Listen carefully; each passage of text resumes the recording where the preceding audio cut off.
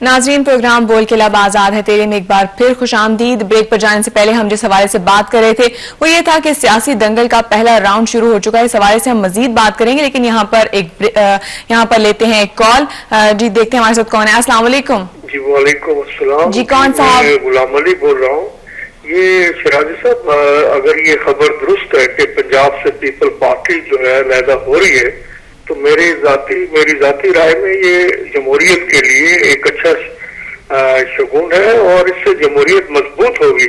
और आप ये देखिए कि मैं समझता हूँ कि चार्टर ऑफ डेमोक्रेसी एक मॉकरी बन गया था और इट हैड बिकम, माजरत से अंग्रेजी बोलनी पड़ रही है, it had become a curse on democracy and curse of democracy and curse for democracy. इस कदर इसकी तबाही इस चार्टर ऑफ डेमोक्रेसी जो कर्स बन चुकी थी उसने फैलाई कि आपने देखा 3 साल में क्या हशर हुआ कौम का।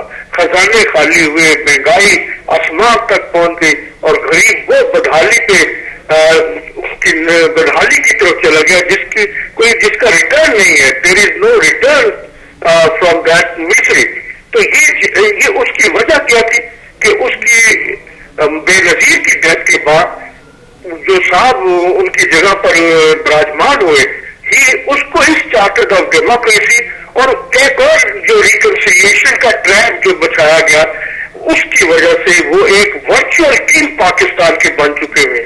वो वर्चुअल किंग है, इज द डेस्पॉट। और उनके एक इशारे पे कौम जो है और तमाम सियासी पार्टीज खास तौर पे जो आपके प्रोग्राम में बहुत जिक्र हुआ, कोलिशन पार्टिलाइजेशन जो बनी चंद पार्टियों की, जिसमें पीपल पार्टी, एनकेएम, एनएमए, इन्होंने वो तबाही मचाई है, वो करप्शन, वो स्टेट कॉर्पोरेशन की तबाही और कल्चरल। आप ये देखिए मीडिया के साथ जहां आजादी मिली वहां पर जो मीडिया के में जो इंडियनाइजेशन हुई है, जो वेस्टर्न कल्चर आया है, जो आपकी जो एक सोशल जो फैब्रिक तबाह हुआ, सुबह के प्रोग्राम ले लें, मेरे ख्याल में इसने वो तबाही मचाई है जिसकी इंतहा नहीं। और ये नवाज शरीफ साहब की जो एक मफानती पॉलिसी थी, वो मैं समझता हूँ उसको आप NRO 2 के NRO जो बेनजीर और पीपल पार्टी और मुशर्रफ के दरमियान जिसने आगे जाके जो तबाही मचाई, वो ये NR 2 था जो आज डिमोलिश हुआ और ये पाकिस्तान के लिए बड़ी बाबरकत चीज है। और नवाज शरीफ साहब को जो अल्लाह ताला ने जो इज्जत दी थी लॉन्ग मार्च के बाद, और इन्होंने उस इज्जत को काफी ज्यादा अपने लिए नुकसान का बायस बनाया हुकूमत के साथ उनको कंधा देने पे। अब ये मुल्क के लिए मौका है कि पाकिस्तान के गरीबों की सियासत करें, 18 करोड़ अवाम की सियासत करें। अब वो फिर ना इनके पीछे लग जाए और सारी कौम पर अपने साथ मिलाए और ये ना करे कि मजहबी जमातों से भी किनारा कशी, मुस्लिम लीग कार से भी किनारा कशी, इमरान खान से भी किनारा कशी, वो सबको साथ लेके चले। तमाम मजहबी जमातें, तमाम ये सोच रखने वाले जो कि जिन्होंने भत्ताखोरी, जिन्होंने ब्लैकमेलिंग, जिन्होंने कौम को धोखा देके पाकिस्तान को 3 सालों में जिस तबाही के मोड़ पे ले आए हैं, ये सब एंटी कारोबार डैम के जो और अल्ट्रा मुस्लिम लिबरल जो एक क्लाउड है, कार्टल है, ये मौजूदा पीपल पार्टी, एनकेएम, एएनपी, इन सबको डिमोलिश करना होगा। हम पाकिस्तान को हमने अगर आगे लेके चलना है इस्लामिक आइडियोलॉजी पर और अपनी उस मंजर पर जिसके लिए पाकिस्तान बना था। जी, बहुत बहुत शुक्रिया। गुलाम अली साहब लाहौर से हमें कॉल कर रहे थे। इससे पहले हमारे साथ वहीद साहब थे, अटक से हमारे साथ बात कर रहे थे और गैस के मसले के बारे में अपने बात कर रहे थे। उससे पहले परवेज साहब अटक से थे हमारे साथ, उससे पहले अनवर साहब हमारे साथ टेलीफोन लाइन पर मौजूद थे और गुलबर्ग से राजा खालिद साहब ने हमें कॉल की थी। और शराजी साहब, तमाम लोग हमें हुकूमत से नाला और नाराज नजर आते हैं। हुकूमत के हवाले से अगर बात करें तो कोलिशन हुकूमत क्या इसी तरह रिंग कर अपना वक्त पूरा करेगी? देखिए जी, अब अलहदा तो हो गए पाकिस्तान पीपल्स पार्टी से। मियां नवाज शरीफ का एक बयान मैं पढ़ के बहुत हैरान हुआ। उन्होंने एकदम रोशन सुबह की नवीद सुना दी। उन्होंने कहा जनाब बस हालात बहुत बेहतर होने वाले हैं और एक नई सुबह जो है अवाम की मुंतज़िर है। ये सब कुछ कैसे हो जाएगा? मैं समझता हूँ जो कुछ उन्होंने कहा इस बात में भी कोई वजन नहीं है। इसको सियासी नारे के तौर पर तो हम देख रहे हैं, इसमें मुझे कोई रियलिटी नजर नहीं आती। जी बिल्कुल। अस्सलाम वालेकुम, कौन साहब और कहाँ से बात कर रहे हैं? मैं सुहेल खान अफ्ताबाद नवाशहर गाँव डुडियाल से बोल रहा हूँ। जी सुहेल खान साहब कहिए। दुआ, शिराजी साहब आप दुआ करें पाकिस्तान के तो टीम वर्ल्ड कप जीता मैं इनको 5 लाख का चेक इंशाल्लाह दूंगा। बहुत बहुत मेहरबानी की दुआ करें। आप इनका मैच देख रहे हैं, बड़ी खुशी से देख रहे हैं, काम तो भी गए हैं। जी बहुत शुक्रिया सुहेल खान साहब हमें कॉल करने के लिए। जी सुहेल साहब बात कर रहे थे जी, उन्होंने कहा कि जनाब दुआ करें कि पाकिस्तानी कौमी टीम जो है, क्रिकेट की कौमी टीम, वो वर्ल्ड कप जीता है। देखें जी, ख्वाहिशें अच्छी होनी चाहिए, दुआएं भी करनी चाहिए, लेकिन किन लोगों के लिए मैं दुआ करूं? करप्ट खिलाड़ी, करप्ट मैनेजमेंट। आप देख लीजिएगा, एक आसान तरीन मैच होगा, जो इनकी झोली में होगा, ये हार के आ जाएंगे, दांत निकालते आ जाएंगे और फिर कहेंगे किस्मत ने हमारा साथ नहीं दिया। क्रिकेट के खिलाड़ियों की करप्शन साबित हो चुकी, वो करप्ट तरीन खिलाड़ी आज भी टीम में मौजूद हैं। बोर्ड में जो लोग बैठे हैं, जो करप्शन कर रहे हैं, उनकी कहानियां सबको मालूम है। बोर्ड में बैठे हुए लोग किस तरह करप्शन करते हैं कि खिलाड़ी अहल नहीं है उसको टीम में शामिल कर लेंगे, जो अहल है उसको निकाल के बाहर कर देंगे और कहेंगे जनाब उसकी फिटनेस नहीं है। अस्सलाम वालेकुम, कौन साहब और कहां से बात कर रहे हैं? मैं लाहौर से बोल रहा हूँ। नहीं जी नईम साहब कहिए। तो ये बताएं कि ये जो इन दोनों पार्टियों ने ये ड्रामा बनाया हुआ है और आवाम को इन्होंने परेशान किया हुआ है, क्या आपको लगता है कि आवाम को कुछ रिलीफ मिलेगा?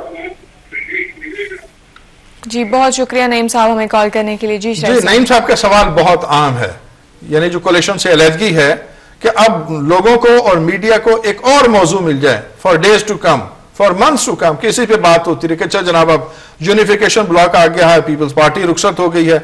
आपका क्या ख्याल है कि काफ लीग के लोग जहां से टूट के आए यूनिफिकेशन ब्लॉक, बुनियादी तौर पर काफ लीग के एमपी थे, वो खामोश बैठेंगे? वो अदालतों का रुख करेंगे, वो भी कानूनी कार्रवाई करेंगे, फिर केसेस अदालतों में पेंडिंग हो जाएंगे, फिर उस पर बहस शुरू हो जाएगी कि जनाब जो हुआ वो कानूनी था या गैर कानूनी। वक्त, कीमती तरीन वक्त अवाम का बर्बाद किया जा रहा है, अवाम से जीने का हक छीना जा रहा है, अवाम की तवज्जो हटाने के लिए नए नए सियासी ड्रामे होंगे, इंतशार बढ़ेगा।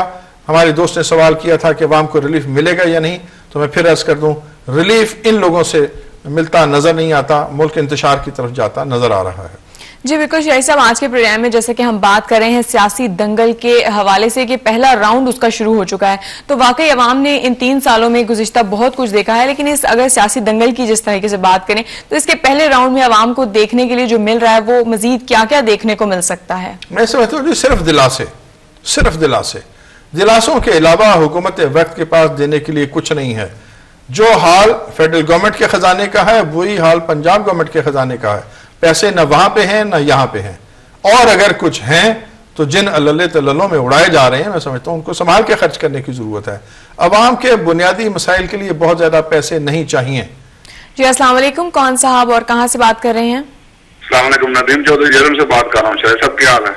वालेकुम अस्सलाम जी, नदीम चौधरी साहब फरमाइए, आप कैसे हैं, क्या कहना चाहते हैं? करनी है जरा रेमंड वाला मामला है, जिन्हें तुसी मैं या जैद बकर एम्बेसी वीजा अप्लाई करने साढ़े फिंगरप्रिंट लेने, मैं पूछना चाहता था ये बारे मालूमात दो कि इस बंदे फिंगरप्रिंट होए या नहीं होए। अगर नहीं होए तो सिर्फ और फिंगरप्रिंट लवो। उसके बाद एक मैं रिक्वेस्ट कर सकता तुहार चौधरी साहब का, क्योंकि रिटन लिखा थे जो विच नुमाइंदे होंगे एप्लीकेशन नहीं पहुंचने देंगे, तो प्लीज मतलब इन्हों का रिक्वेस्ट कर सकता तुहार चौधरी साहब का कि जितने भी गैर मुल्की फॉरन पाकिस्तान च आमदे इन्हों पर शर्त लाजमी कर दो कि इन्हों के फिंगरप्रिंट ले जान, इन्होंने एक्टिविटी अंदर कंट्रोल नजर रखी जाए, और जिसने को खुदा न खासा हापन होगा तो इन्होंने चेक किया जाए। इस बंदे का फिंगरप्रिंट लैके इसका अमेरिकन जिस तरह सिस्टम के रिकॉर्ड चेक किया जाए, प्रूफ किया जाए कि वाकई ये बंदा वो है कि नहीं, क्योंकि इसका हूँ ना जॉर्ज फर्नांडिस निकलिया।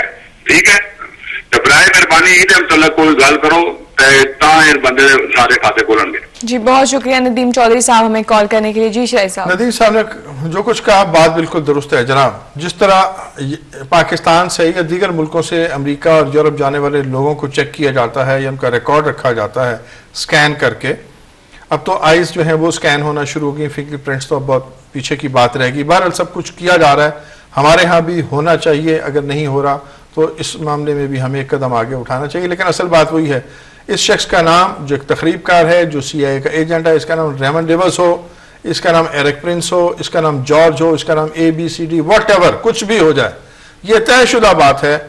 यूरोप के अखबारात ने साबित कर दिया कि ये शख्स CIA के पेरोल पे है और एक तकरीबकार है। अब उस तकरीबकार को यहाँ से रिहाई दिला के इंटरनेशनल कोर्ट में ले जाने के बहाने के जनाब मुकदमा वहां चलेगा और इंसाफ के तकाजे वहां पूरे किए जाएंगे। ये सब हमें बहलाने की बातें। असल बात वही है कि मौजूदा वफाकी हुकूमत अमरीकी प्रेशर के तहत और अमरीकन के साथ एक उनका कोलेशन है, उसके तहत इस शख्स को किसी न किसी हीले बहाने से रिहा करना चाहती है, करने के लिए तैयार है, लेकिन कुछ जिम्मेदार इदारे अभी उन्हें इस काम से बाज रखे हुए हैं। लेकिन सिविल गवर्नमेंट की जो कोशिशें हैं उनमें तेजी आ रही है कि जल्द से जल्द इस शख्स को रिहा कर दिया जाए।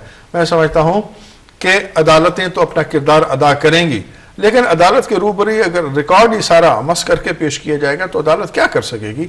सबसे बड़ा सवाल ये है।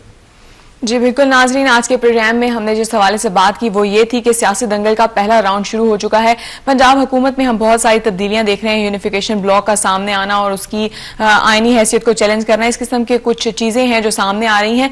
और ये सियासी दंगल के अगले राउंड्स में क्या होगा ये हमें देखेंगे और उम्मीद की जाती है कि हमें कुछ अच्छा देखने को मिले और आवाम के लिए कुछ अच्छा हो सके।